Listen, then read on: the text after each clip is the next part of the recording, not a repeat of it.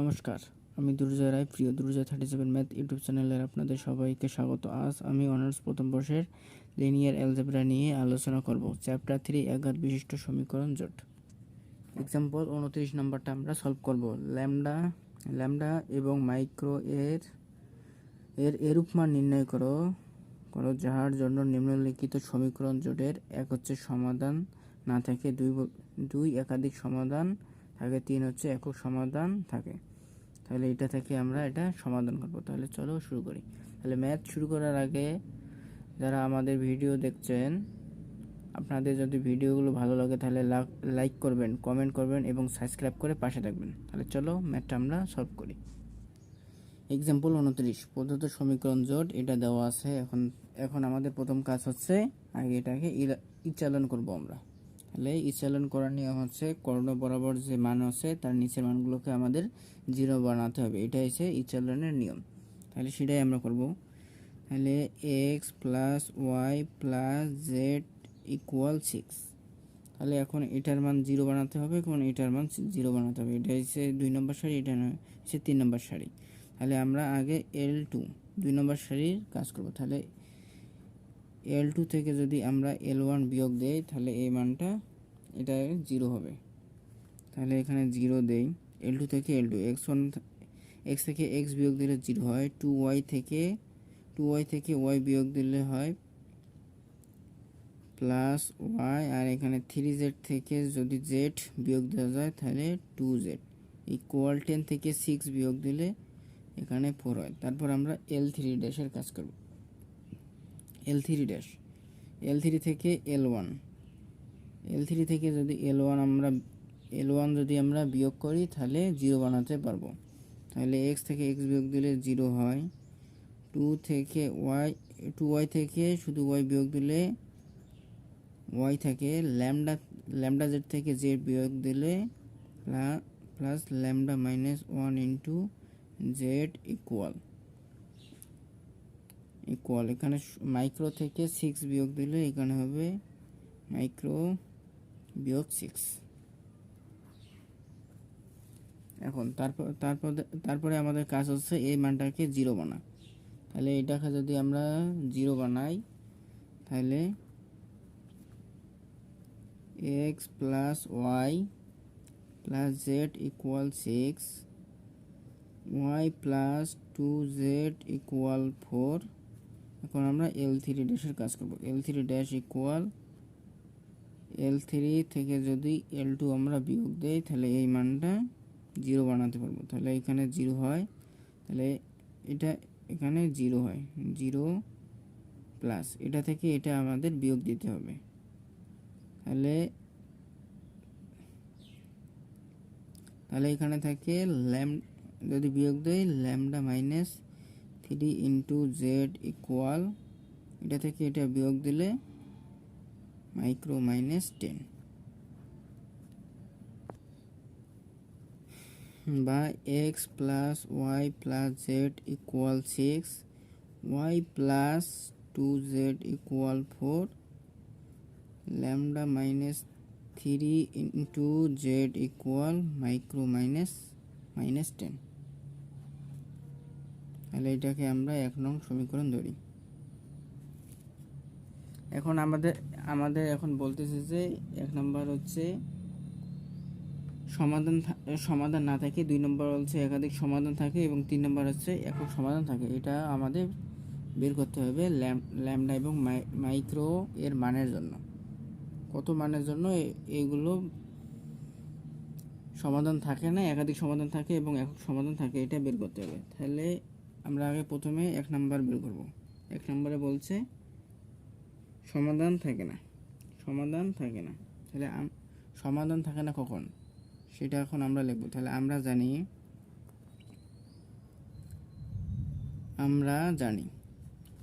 জানি সমীকরণ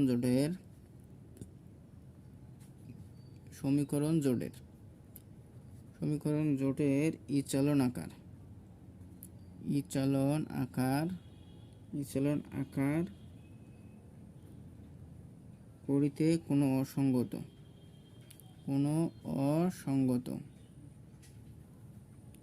অসঙ্গত সম্পর্ক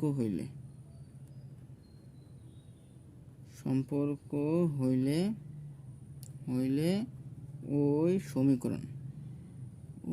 সমীকরণ জোটের কোনো সমাধান থাকে না। সমীকরণ জোটের কোনো সমাধান থাকে না। তাহলে অসঙ্গত সম্পর্ক কখন হয়? তাহলে অসঙ্গত সম্পর্ক যখন এখানে 0 আর এখানে কোনো একটা মান থাকে। তাহলে ল্যামডা এর মান যদি আমরা 3 ধরি, 3 থেকে 3 বিয়োগ দিলে 0 হয়, তাহলে 0 ইকুয়াল মাইক্রো মাইনাস 10। যেহেতু এটা সম্ভব না, তাহলে 0 ইকুয়াল মাইক্রো মাইনাস 10 এটা সম্ভব না। তাহলে এখানে ল্যামডার মান ধরলাম, আর এখানে মাইক্রো হবে, মাইক্রো মান হবে 10 ব্যতীত। মাইক্রো ইকুয়াল নট ইকুয়াল 10 ব্যতীত। মাইক্রো মান যদি 10 না হয় তাহলে, এবং ল্যামডার মান যদি 3 হয় তাহলে এটা অসঙ্গত মান হবে। তাহলে এখানে আমরা এখন লিখতে পারি 1 নং সমীকরণ। তাহলে এই যে এটা হচ্ছে 1 নং সমীকরণ এ ল্যামডা ইকুয়াল 3 এবং মাইক্রো নট ইকুয়াল 10 হইলে L3 0 ইকুয়াল 0 ব্যতীত। মানে এখানে 0 হবে না, 0 ইকুয়াল আর বা ডান দিকে এখানে 0 হবে না। তাহলে মাইক্রো মান 10 ব্যতীত যদি আমরা এখানে যদি আমরা 11 ধরি, তাহলে 11 থেকে 10 বিয়োগ দিলে 1 হয়, তাহলে 0 ইকুয়াল 1 একটা অসঙ্গত মান আসে। তাহলে সেটা সম্ভব না, সেটা এখানে বলছে L3 ইকুয়াল 0 ইকুয়াল 0 ব্যতীত কোনো সংখ্যা, 0 ব্যতীত কোনো সংখ্যা যাহা গ্রহণযোগ্য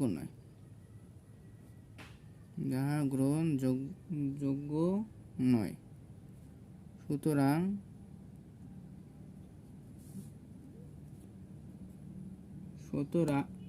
সুতরাং ল্যামডা ইকুয়াল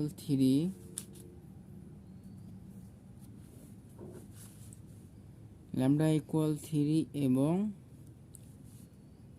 এবং মাইক্রো নট ইকুয়াল 10 এর জন্য প্রদত্ত সমীকরণ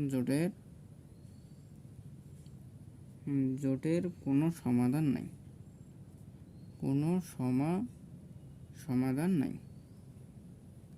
এটা হচ্ছে 1 নম্বরের অ্যান্সার, কোনো সমাধান নাই। এখন আমরা 2 নম্বর বের করব। 2 নম্বরে বলছে যে একাধিক সমাধান থাকে। 2 নম্বরে বলছে যে একাধিক সমাধান থাকে। তাহলে একাধিক সমাধান কখন হয়? যখন চলক সংখ্যা সমীকরণ সংখ্যা থেকে যখন বেশি হয় তখন একাধিক সমাধান থাকে। তাহলে তাহলে ল্যামডা এবং মাইক্রো মানের জন্য মানে এই যে লাইনটা আছে, এই সারিটা 0 বানাতে হবে। কোন মানের জন্য এই সারিটা 0 হবে? এই সারিটা 0 হলে তখন 3টা চলকে 2টি সমীকরণ বিদ্যমান থাকে, তখন আমরা একাধিক সমাধান পাবো। সেটাই এখন আমরা লিখব। তাহলে 2 নম্বরের সমীকরণ জোটের ইচলন আকার। সমীকরণ জোটের ইচলন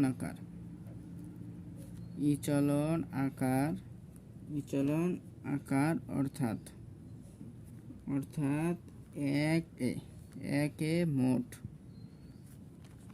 একে মোট চলক সংখ্যা,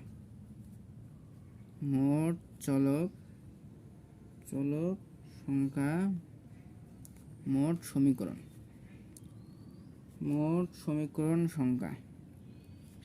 সংখ্যার চেয়ে বেশি হলে উহার একাধিক সমাধান বিদ্যমান।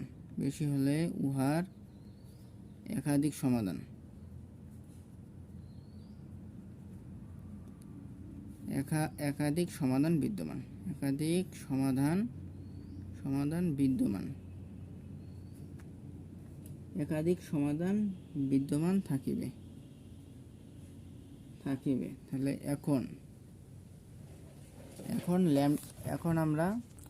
এখন আমরা ল্যামডা এর মান এখানে 3 এবং মাইক্রো এর মান যদি আমরা 10 বসাই, তাহলে এই সারিটা পুরোটাই 0 হয়ে যায়।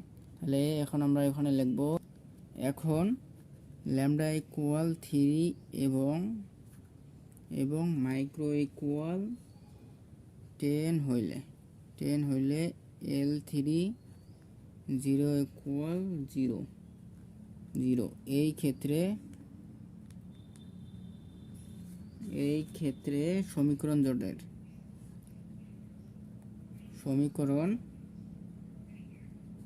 সমীকরণ জোটে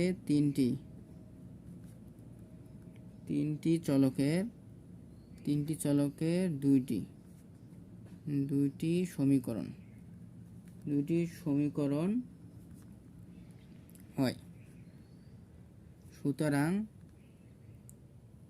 সুতরাং ল্যামডা ইকুয়াল 3 এবং মাইক্রো ইকুয়াল 10 এর জন্য প্রদত্ত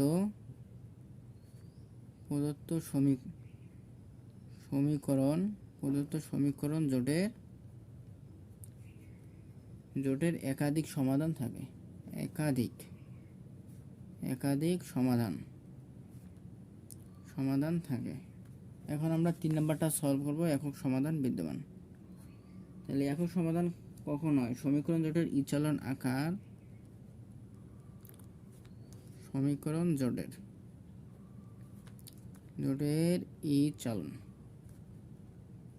ইচলন আকার অর্থাৎ একে মোট চলক সংখ্যা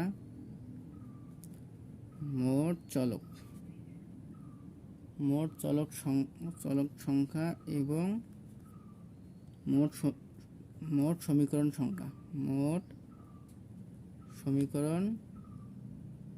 সংখ্যা সমান হইলে উহার একক সমাধান থাকে।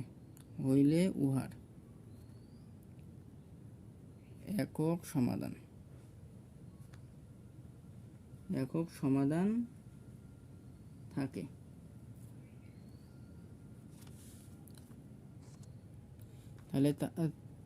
তাহলে আমরা লিখতে পারি, তাহলে ল্যামডা ইকুয়াল 3 এবং micro equal 10। Lambda equal not equal 3 এবং মাইক্রো ইকুয়াল নট ইকুয়াল 10 এর জন্য উহার তিনটি সমীকরণে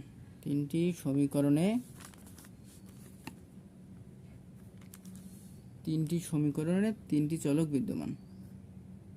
তিনটি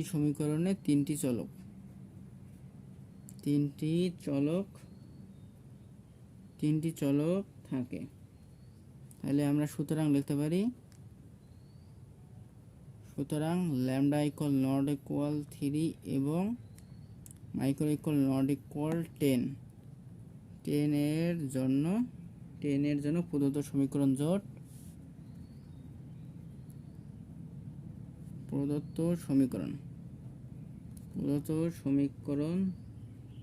জোটের একক সমাধান থাকে।